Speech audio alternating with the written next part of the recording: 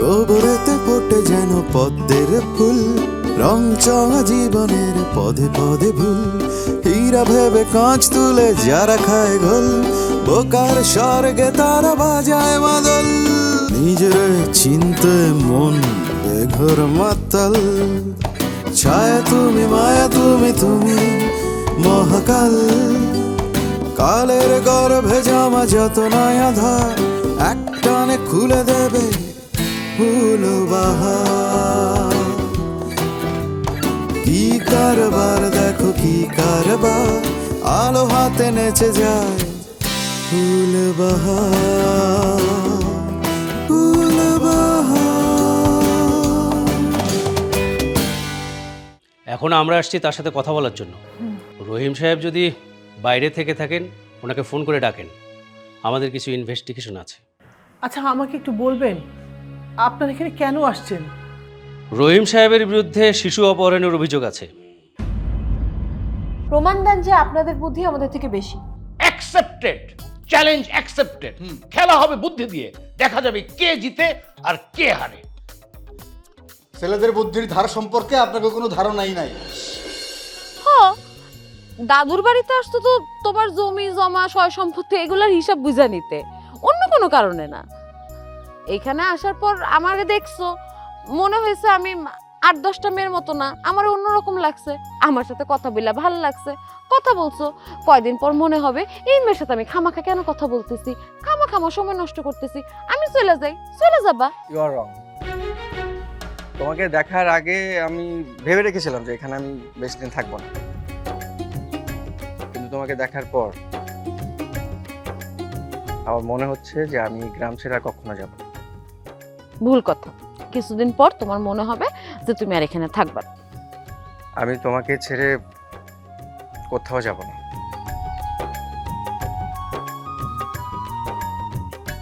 I can challenge you.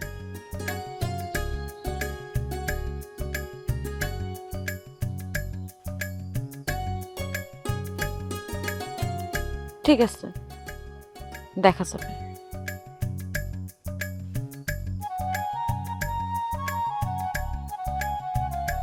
Yes. No. Yes. No. Yes.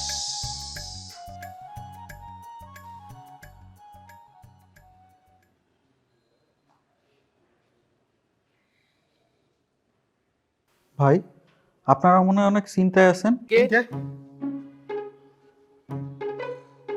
ও আপনি আপনি কি মানুষ না চিনি বাতাস? একবার ফুস করে চলে আসেন। কোটি মানুষের আস্থার ভালোবাসায় 11 বারের মতো দেশের 1 নম্বর রেফ্রিজারেটর ব্র্যান্ড ওয়ালটন। তুলনা করলেন তো খাওয়ার সাথে। হ্যাঁ, জাগা ফুল যেহেতু চলে আসছে, ওর সাথে বিষয়টা আলোচনা করে ফেলি। হ্যাঁ, কিসের আলোচনা ভাই? আমার মনে হয় ওরা কোনো ঝামেলায় পড়েছে। আহা, আগে তো শুনতে দিবেন তো। এই আমরা আপনার সাথে কথা বলতেছি, আপনি একে একে কার সাথে কথা বলেন? হ্যাঁ, না না ভাই, আপনারা বলেন, আমি শুনতেছি। শোনেন, আপনি তো আমাদের দেখে বুঝতে পারতেছেন যে আমরা গভীর চিন্তার মধ্যে আছি। মানে ওই যে ওপরতলার ফাজিল মেয়েগুলো, ওরা এসে বলছে আমাদের সাথে খেলতে চায়। আপনি কি খেলবেন আমাদের সাথে? কি খেলা? আমি তো অত ভালো খেলাধুলা পারি না। গ্রামে যখন হাডুডু খেলতাম সবাই আমার পা ধরে ফেলতো, আমি খেলতেই পারতাম না। ধরেন আমি ডুব দিতে গেছি,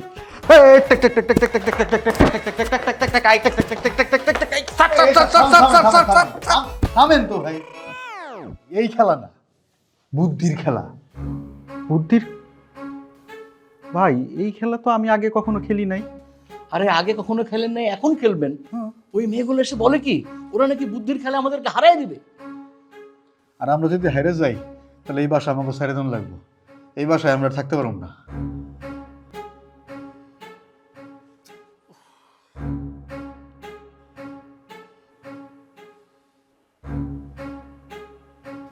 নাজমুল ভাই, বুদ্ধি পেয়ে গেছি। কি বুদ্ধি?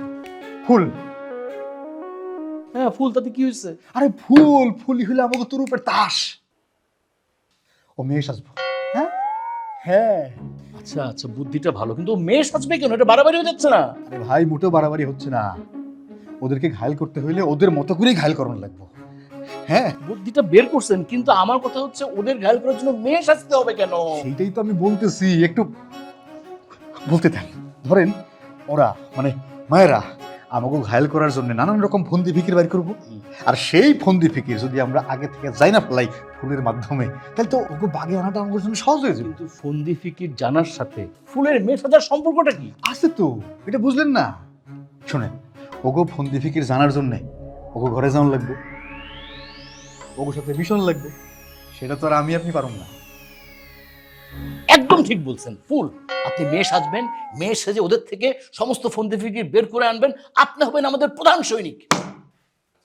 আহ, কি ভালো লাগছে শুনতে, কি মজা হবে, আমি আবার সৈনিক হয়ে যাব। শোনো ফুল, তুমি মেয়ে সাজবে আর আমি তোমার ঘাড়ে চড়ে ওখানে ঢুকে যাব। না না, কি বলেন আপনি? আমি মেয়ে সাজতে পারবো না। আমি যাত্রা দলে অভিনয় করি নাকি? হ্যাঁ, অভিনয়। আপনাকে মেয়ের ভূমিকা অভিনয় করতে হবে। হ্যাঁ। মেয়ে সেজে ওদের সাথে মিশে ওদের গোপন নীল নকশাটা বের করে আনতে হবে। একদম। আমি এসব করতে পারবো না। আরে ভাই, ধরা পড়লে তো মানিজ্যতের ব্যাপার হয়ে যাবে। আরে ভাই, আপনি ধরা পড়বেন কেন? ধরা পড়লে তো আমরা পুরো। ওরা আমাদের সবাইকে চেনে, আপনাকে চেনে না।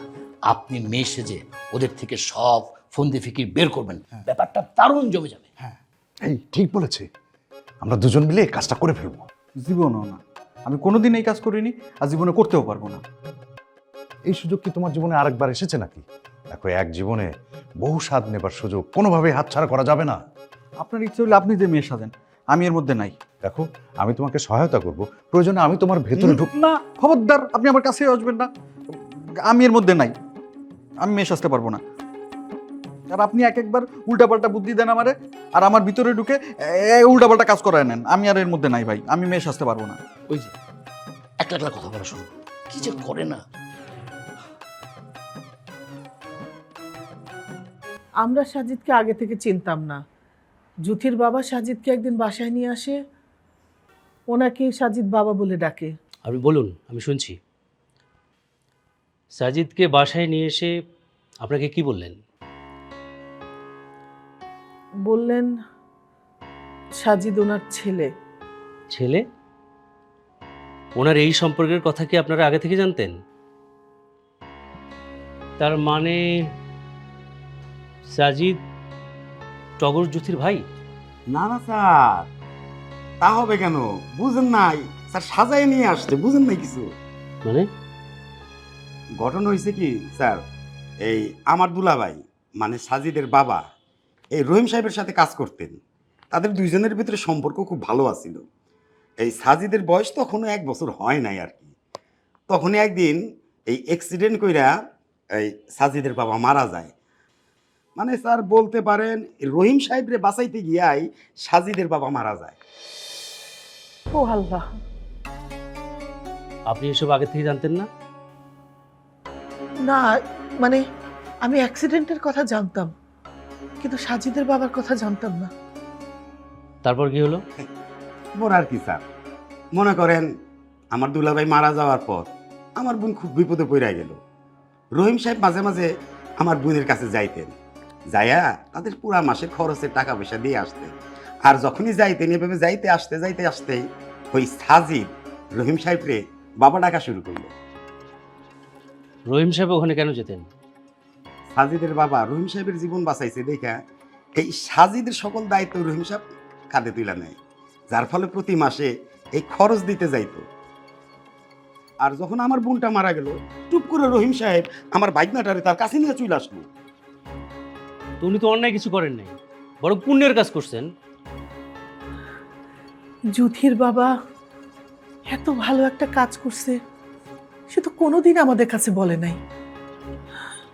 তাই সাহেব, আপনি এতক্ষণ যা বললেন আপনার অভিযোগের সাথে আমি কিন্তু কিছু মেলাতে পারছি না। আপনার বোন মানে সাজিদের মা মারা যাওয়ার পরে সাজিদকে রহিম সাহেব তার কাছে নিয়ে আসবেন, এটাই তো স্বাভাবিক। বেজালটা লাগাইছে আমার বোন। আমার বোন মারা যাওয়ার আগে আমার বোনের নামে যত সম্পত্তি আছিল সব সম্পত্তি এই সাজিদের নামে উইল করে দিছে। যখন সে 18 বছর বয়স হইব তখন সে পাইব, কিন্তু এর মধ্যেই রহিম সাহেব যায়া সাজিদ রে লই আইছে। আপনি কোন স্যার? আইন অনুযায়ী সাজিদ হইতাছে আমার ভাগনা, ওর সকল সয় সম্পত্তি তো আমার আন্ডারে থাকা উচিত, তাই না? ও আচ্ছা, বিষয়টা এখন বুঝতে পেরেছি। জি স্যার। আপনাকে কিন্তু আমার ভালো মানুষ মনে হচ্ছে না। আপনার বোন স্বামীহারা হওয়ার পরে আপনি কিন্তু আপনার বোনের পাশে দাঁড়াননি, আপনার বোনের পাশে দাঁড়িয়েছে রহিম সাহেব। এখন আপনি যখন সম্পত্তির বিষয়টা বুঝতে পেরেছেন, এখন আপন মামা সেজে আপনি রহিম সাহেবের বিরুদ্ধে অপহরণের মামলা করে দিলেন। বাবা বাবা, না মানে স্যার, এই আত্মীয়র দিক থেকে আমি তো সাজিদের কাছের রক্তের, তাই না? আমি কিন্তু এখন আপনার বিরুদ্ধে মামলা করব, একটা নিরপরাধ মানুষের বিরুদ্ধে মামলা করার অপরাধে। না মানে স্যার, আমি ভাবছিলাম স্যার এই বিষয়টা নিয়ে আমি আপনার সাথে আরেকটা দিন কথা বলবো। আজ আমার একটা জরুরি মিটিং আছে, আমি আসি স্যার। আসসালামু আলাইকুম। দেখুন, আপনি ঘাবড়াবেন না, আমি বিষয়টা বুঝতে পেরেছি। এরপরে যদি তাহের সাহেব কোনো ধরনের ঝামেলা করে, আপনি সরাসরি আমাকে ফোন করবেন। রহিম সাহেব খুব ভালো মানুষ, ভালো মানুষের পাশে আমরাও দাঁড়াতে চাই।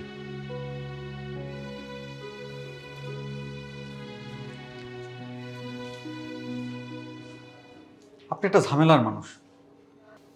আপনার জন্য ওরা আমার মেয়ে সাজতে রাজি করাইতে পারছে। কেন আমি কেন মেয়ে সাজবো? আপনার যদি এত মেয়ে সাজার শখ থাকে তাহলে আপনি মেয়ে সাজেন, শাড়ি চুড়ি পরে কবর দোলায় নাচেন।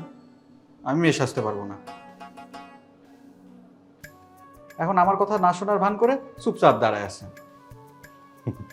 আমি শুধু কল্পনা করছি মেয়ে সাজলে তোমাকে কেমন দেখাবে। অবশ্য তোমার মধ্যে একটু মেয়ে মেয়ে ভাব আছে। আমার চেহারা নিয়ে মস্করা করেন না। আমার চেহারা আমার মায়ের মতো সুন্দর। এটা খুবই ভাগ্যের ব্যাপার। মা মানেই মেয়ে, আর মেয়ে মানেই হচ্ছে মায়ের জাতি। তাই সব মেয়ে তো আর মায়ের মতো ভালো হয় না। কেউ কেউ ঘষেটি বেগমের মতো হয়। এই যে একটা মহিলার কথা বললে, অবশ্য কোনো কোনো মেয়ে মায়ের জাতি, আবার কিছু কিছু মেয়ে আছে নষ্টেরও কারণ। তার জন্য এই বাংলার কত বড় ক্ষতি হয়ে গেল। দেখো, সে ছিল নবাবের আপন খালা, অথচ সে দেশ জাতির কথা ভাবলো না, এমনকি আত্মীয় স্বজনের কথাও ভাবলো না। সে একটা দেশদ্রোহী। তার মতো মানুষ পৃথিবীর কোথাও যেন না জন্ম নেয়। ঘষেটি বেগম মেয়ে জাতির কলঙ্ক। এই, তুমি কাকে ঘষেটে বেগম বলছো? আমাদেরকে? না না, আপনাদের বলবো কেন? অবশ্যই আমাদেরকে বলেছো। এই, ওকে কে এখানে কাজে রেখেছে? কেউ পাঠায় নাই তো, আমি নিজেই আসছি। How dare you! কোন সাহসে তুমি আমাদের বাড়ির ভেতরে এসেছো? না না, আমারে ওই নাজমুল ভাই এইখানে নিয়ে আসছে। ও, বুঝতে পারছি, নতুন করে লোক ভাড়া করে নিয়ে আসছে। সার্ভেন্ট রাখছে? আমরাও তাহলে সার্ভেন্ট রাখবো? না না, আপনারা আমারে ভুল বুঝতেছেন। বাহ, ও তো দেখে ইংরেজিও বুঝে। ইংরেজি বুঝে মানে? এই, তুমি কি লেখাপড়া জানো? জি। তাই না, তো ভালোই হইল। আমাদের যখন লাগবে আমরা ওকে ডেকে নিয়ে যাব। ঠিক বলেছিস, ওকে দিয়ে আমরাও ফুড ফরমাস খাটাবো। এই শোনো। জি।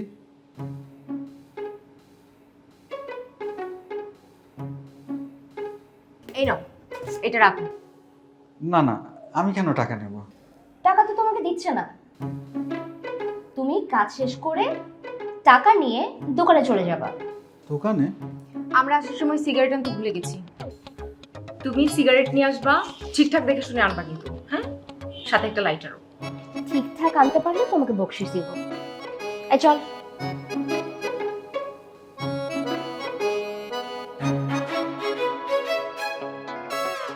ওরা তোমাকে দিয়ে সব কি আনতে বললো? ছি।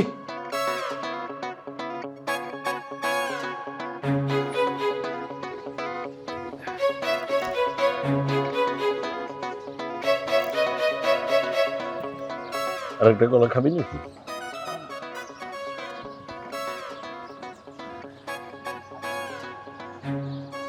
চায়ের মধ্যে বন্যটি চুবে খাইতে কেমন লাগতেছে? ভালো। আচ্ছা, আপনার কাছে কি টাকা নাই? টাকা থাকবে না কেন? কিন্তু টাকা থাকলেই সবসময় বার্গার বিরিয়ানি খাইতে হবে এমন তো কোথাও লেখা নেই, আছে? মনে আছে আপনি একবার আমাকে বার্গার খাইতে নিয়ে গেছিলেন ওই যে ফ্যান্টাসি কিংডমে? খুব মনে আছে। তোকে একটা কথা বলি, সবসময় টাকা থাকলেই বার্গার বিরিয়ানি খাইতে হয় না, মাঝে মধ্যে রুটি কলাও খাইতে হয়। এগুলো হচ্ছে বিপ্লবীদের খাবার। মাঝে মাঝে বার্গারও খাইতে হয়। আচ্ছা ঠিক আছে, আমরা আরেকদিন বার্গার খাবো, ঠিক আছে?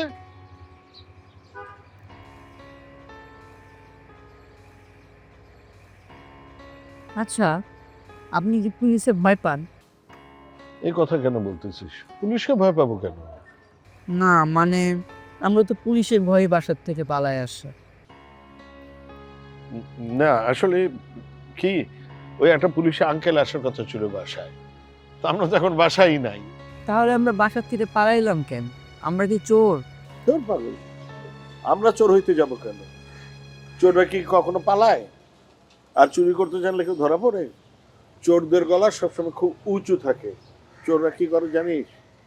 বড় বড় কথা বইলা ওরা ওদের চুরি ঢেকে দেয়। তাহলে আপনি ঢাকলেন না কেন? আপনি কি বোকা? হ্যাঁ, আমি আসলে বোকাই। শুধু বোকা না, বোকার হদ্দ।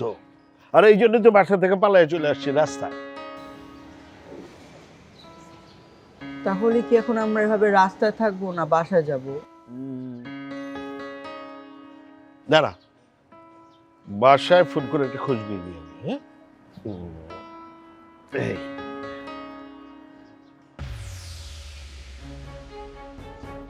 দুর্নীতি দমন কমিশন, দুর্নীতি দমন কমিশনে আপনার রিপোর্ট।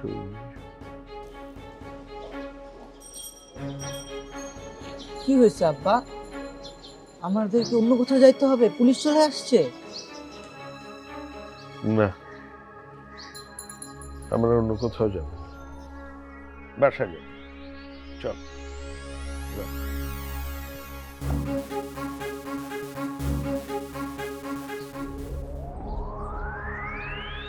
এই যে ভাই,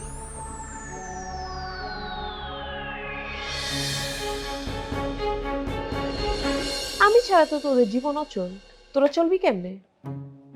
তোরা দুজন যে সারাদিন টোটো করে ঘুরে বেড়াইলি, আমার যে একা একা এই ছ্যামড়াগুলোর সাথে সব ঝামেলা সামাল দিতে হলো কেন? ফাজিল স্যাংরাগুলা আজকে মুগলকে লাগতে আইছিল, বুঝছো? মোরাও সাইরে দেই নাই, একবারে কয়ে দিছি এই ফ্ল্যাট সাইরে যেতেই হবে। আমরা বললেই ওরা ফ্ল্যাট ছাড়বে নাকি? স্টালিন ভাই আছে না? ওরে সোনার, স্টালিন ভাই আছে না? স্টালিন ভাইয়ের সাথে পরিচয় করাই দিছে কে? আমি না থাকলে এই ছ্যামড়াগুলো এই ফ্ল্যাটে আসতো কেমনে? হ্যাঁ, তোমরাই বা এই বাড়িতে জায়গা পাইতা কেমনে যদি আমার সাথে স্টালিনদার পরিচয় না থাকতো?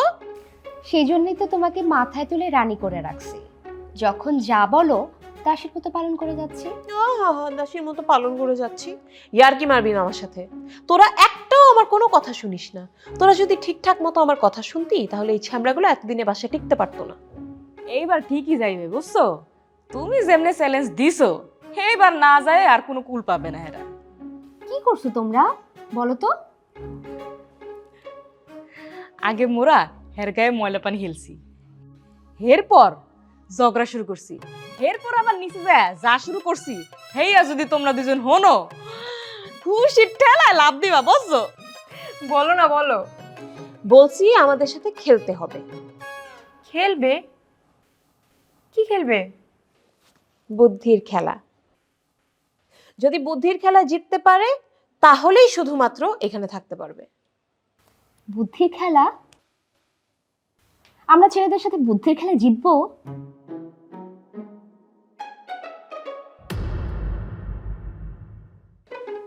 আসো না, বসো। না না, আমি আমি বসবো না। আপনাদের জিনিস দিয়ে গেলাম, এখন আমি যাই। বসো, তোমাকে বকশিস দিব। না, আমি বকশিস নেবো কেন? টিনাপু বকশিস নিতে চাচ্ছে না। বকশিস নিবে না? ধর এটা রে, ধরে এক্সের বানানি দে।